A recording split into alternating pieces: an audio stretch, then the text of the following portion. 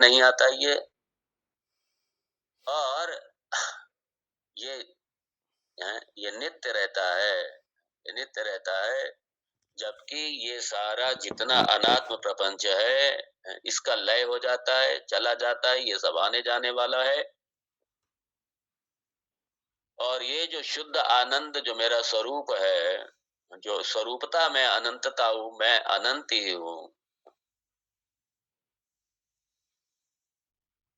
और इसी अनंत सुख को पाने के लिए ही हम जगत में ढूंढ रहे हैं, जगत से हम प्राप्त करने की कोशिश करते हैं। जबकि ये तो मेरा स्वरूप ही है, मैं अनंत हूं मैं। और अनंत को मैं पाना चाहता हूं, अनंत में हूं, और अनंत को ही मैं पाना चाहता हूं। अर्थात मूलतः मैं अपने आप को पाना चाहता हूं, अपने स्वरूप में आना चाहता हूं।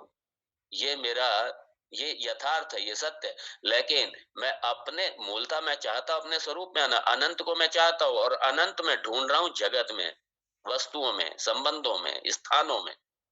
उस अनंत को मैं ढूंढ रहा हूं, उस आनंद को मैं ढूंढ रहा हूं। वस्तुओं के माध्यम से, अपने कपड़ों के माध्यम से, मकान के माध्यम से, संबंधों के माध्यम से, पद के माध्यम से, धन के माध्यम से, स्थान बदलने के माध्यम से। मूलतः ये जितनी भी मेरी खोज है, जितना भी मेरा संघर्ष है, उसके पीछे प्राप्ति का मेरा एक ही एक ही कारण है, और वो है आनंद प्राप्ति, वो अनंत प्राप्ति।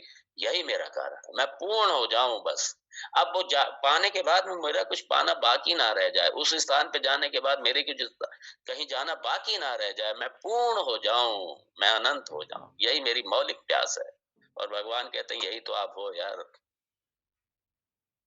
इसलिए जगत में कभी नहीं मिलेगा, जब भी मिलेगा अपने मय में ही मिलेगा, मेरा स्वरूप है वो। इसलिए भगवान विद्या दे रहे हैं। अनात्म प्रपंच को जो हमने सुख का साधन मान रखा है, अरे वो आने जाने वाला, अनित्य, क्षण क्षण परिवर्तित होने वाला, वो क्या देगा आपको? जिसकी अपनी सत्ता ही नहीं है, जो अपनी सत्ता उधार उधार की सत्ता से जो चल रहा है, वो कहां से हमें नित्य बना देगा? वो कहां से हमें नित्य आनंद दे देगा? वो कहां से हमें सुख दे देगा? नित्य सुख नहीं दे सकता। ये सारा आने जाने वाला, इसलिए ना जायते म्रियते वा कदाचित। और ये आपका जो स्वरूप है, ना जायते ना म्रियते, ये षड्विकार, ये नित्य है, सर्वगता है। ये सर्वगता मतलब सारे जगत का अधिष्ठान रूप से सर्वगता है, और स्वयं प्रभा। सारा जगत इससे उधार की सत्ता ले रहा है, और ये स्वयं प्रभा, ये आत्म सत्ता, इसकी अपनी स्वयं की सत्ता है।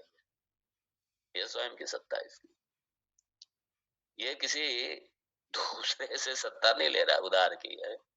इसने सबको सत्ता दे रखी, किसी आत्म तत्व ने। आत्म तत्व मतलब जो आपका वास्तविक स्वरूप है, उसने, उसी ने सबको सत्ता दे रखी।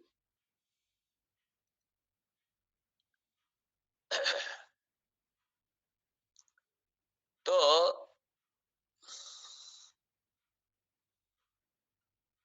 अब ये जो अनंत रूप है, अनंत स्वरूप है, जो आनंद स्वरूप है, अ, यही, ये शुद्ध चैतन्य, यही शुद्ध चित्त तत्व, और यही सत तत्व, यही अद्वया, एकमेव अद्वितीय ब्रह्म सच्चित आनंद, यही स्वरूप हमारा, यही आत्म स्वरूप, सत्यम ज्ञानम अनंतम ब्रह्म, यही मेरा वास्तविक स्वरूप। और ये मेरा सर्वगतः। और भगवान ने बड़ा सुंदर एक और शब्द किया, स्वयं प्रभः, स्वयं प्रभा। जैसे मैं अभी कह रहा था थोड़ी देर पहले, कि अगर आपसे पूछा जाए आप हैं, तो आप कहेंगे, आप पूछने वाले से आप यही कहेंगे कि आपका प्रश्न ही रॉन्ग है, भाई पूछने की जरूरत क्या है, मैं तो हूं ही। क्या प्रमाण है कि आप हैं? आपको किसी प्रमाण की जरूरत नहीं है, अपनी सिद्धि के लिए किसी प्रमाण की जरूरत नहीं है आपको, है? आप किसी प्रमाण पर आश्रित नहीं है, आप स्वयं प्रभा हैं, स्वतः सिद्ध, स्वयं सिद्ध, स्वतः सिद्ध, यही आपका स्वरूप है। स्वयं प्रभा, न तत्र सूर्यो भाति न चंद्र तारकम् नेमा विद्युतो भान्ति कुतो यमग्निः तमेव भान्तमनुभाति सर्वम् तस्य भासा सर्वमिदं विभाति। तस्य भासा, उस आत्म तत्व के ही प्रकाश से ये सारा प्रकाशित होता है, सारा प्रकाश। ये सारा जितना भी जगत है उसी आत्म तत्व पर आश्रित है, उसी आत्म तत्व पर। सूर्य भले ही पूरे जगत को प्रकाशित कर रहा है, क्या सूर्य आत्म तत्व को दिखा देगा क्या, प्रकाशित कर देगा क्या? उस परमात्मा को दिखा सकता है क्या सूर्य? क्या प्रकाशित कर सकता है क्या? अरे सूर्य, जिसकी ऊर्जा से सूर्य प्रकाशित हो रहा है, जिसकी ऊर्जा से हजारों हजारों लाखों अरबों सूर्य जिसकी ऊर्जा से प्रकाशित हो रहे हैं जिसका प्रकाश ही सूर्य के रूप में बन करके उभर रहा है, सूर्य उसे कहां से प्रकाशित कर देगा? सूर्य की वहां पहुंच ही नहीं है भाई, किसी प्रकाश की पहुंच नहीं है वहां पे, क्योंकि वो सारे सूर्य खुद उनसे ऊर्जा लेकर के प्रकाशित हो रहा है। सूर्य क्या प्रकाशित करेगा? और जितने तारे, अरबों तारे, ये मिलकर के भी नहीं कर सकते, ये मिलकर के भी नहीं दिखा सकते। तस्य भाषा, उसी उसी आत्म सत्ता के, उसी आत्म रूप के, उसी परमात्मा के, उसी उसी परमात्मा से सर्वम इदम विभाति, ये सारा जगत प्रकाशित हो रहा है। मतलब सारा जगत ऊर्जा ले रहा है, मतलब सारा जगत सत्ता ले रहा है, सारा जगत उसी से सत्तायमान है, उसी की सत्ता पर आश्रित है सारा जगत।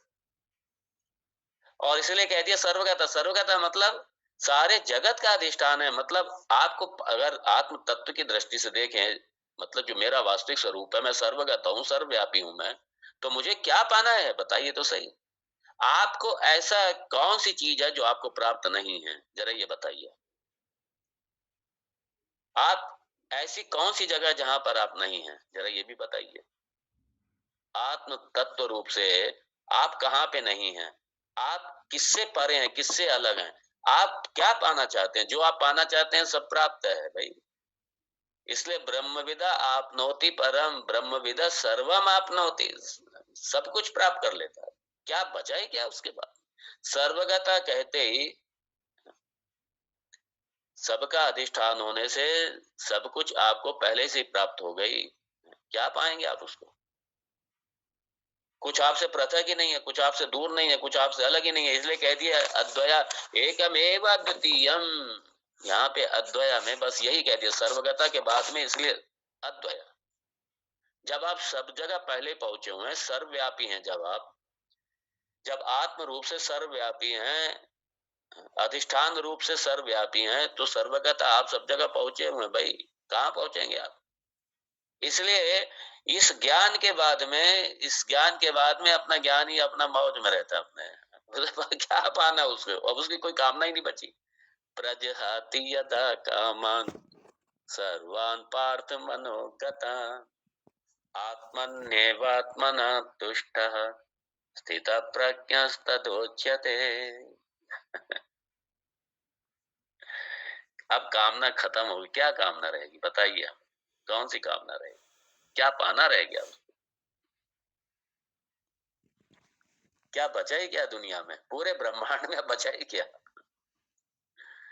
सारे ब्रह्मांड का अधिष्ठान है वो, सारा ब्रह्मांड उसी से सत्ता ले रहा है, उसी से ऊर्जा ले रहा है। उसी मतलब आपसे, आपके स्वरूप, जो आत्म स्वरूप से, जो आपका स्वरूप है सर्वगता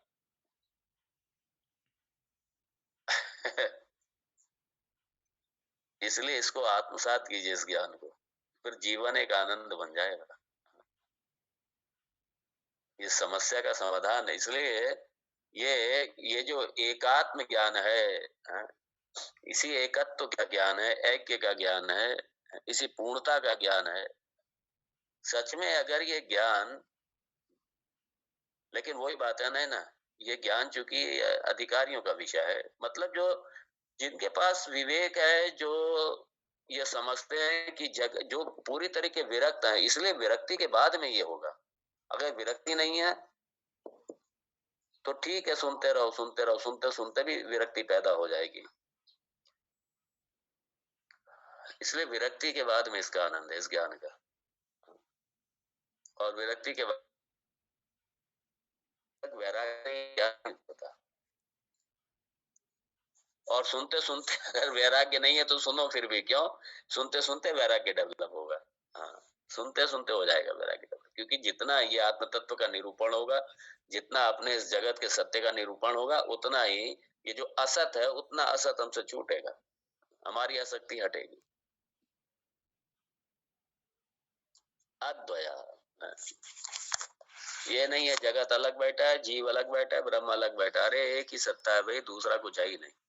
एकमेव अद्वितीयम् ब्रह्म। नेह ना नास्ति किंचन, ना इस जीवन में, इस जगत में दूसरा कुछ है ही नहीं।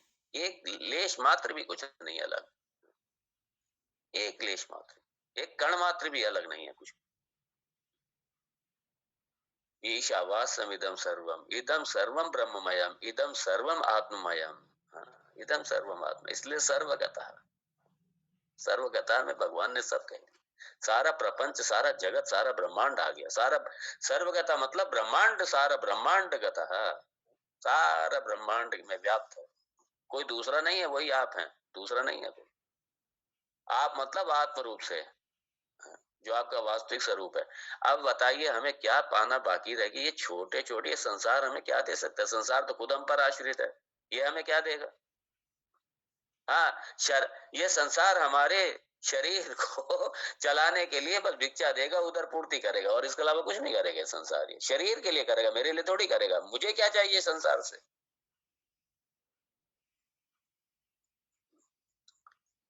तो इसलिए वो बस ठीक है, अपने उधर पूर्ति और अपना जो प्रारब्ध जब तक चूंकि चल रहा है, पता नहीं प्रारब्ध कब तक है, किसी का कुछ नहीं पता। ज्ञानी होने के बाद में उसे ये नहीं पता कि प्रारब्ध उसका कब तक है। उस पर उसका कोई कंट्रोल नहीं है, उस पर उस नियंता का कंट्रोल है, उस मालिक का कंट्रोल है। इसलिए प्रारब्ध का पता नहीं, शरीर कब तक प्रारब्ध ले जाए, कब तक चले, कुछ नहीं पता। ठीक है, सोचना भी नहीं चाहिए, चलेगा चलेगा जब तक छूट, ये शरीर तो छूटा हुआ है।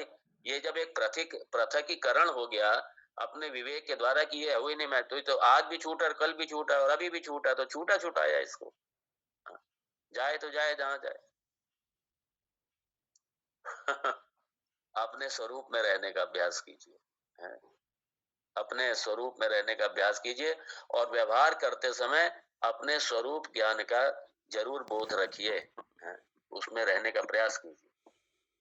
तो ये जीवन मैं पहले कह चुका हूं, और जब इस ज्ञान के साथ में अपने व्यवहार में उतरेंगे, अपनी सारी भूमिकाओं में उतरेंगे, तो पता रहेगा क्या कि अरे यार, ये सब मैं इन सबसे पहले से ही अलग हूं मैं। ये जो समस्याएं हैं, जो सुख की अवस्था, ये जो भी इसके द्वारा मिल रही है, ये शरीर तन का, ये सब इसी का है। ठीक है, आप अपने इसी समता में रहिए, इसी ज्ञान में रहिए, फिर देखिए जीवन का क्या, जीवन का आनंद है। इसीलिए तो भगवान कह रहे हैं, ये भगवान देने का ज्ञान देने का मतलब ही यही है कि मैं अपने स्वरूप को जानूं, मैं अपने आप को जानूं। ये मेरा बायोडाटा है, ये मेरा, ये पूरा श्लोक में मेरा बायोडाटा है ये। मैं हूं कौन, मेरा भगवान ने परिचय दिया है कि मैं हूं कौन, क्या हूं मैं। और बड़े मजे की बात है, भगवान यहाँ यही कहना चाह रहे हैं, अरे भाई, जो मैं हूं वही तुम हो। यही भगवान के लक्षण, यही भगवान के लक्षण है, यही जीव के लक्षण। जीव जीव नहीं, जीव का ये आत्मा। हाँ, क्योंकि ये अब ये भगवान आगे आगे जीव को डिफाइन करेंगे, ये सारी समस्याओं की जड़ जो है उसको भी भगवान आगे लेंगे। तो यहाँ भगवान कहना ये चाह रहे हैं कि अहम सर्वगतः अद्वयः, ये मेरा स्वरूप है। और जब भगवान, जब यहाँ ओमकारेश्वर में, जब भगवान कालड़ी से अपने गुरुदेव के चरणों में आए थे, तो गुरु जी ने उनसे पूछा था, तुम कौन हो? परम पूज्य, परम श्रद्धेय भगवान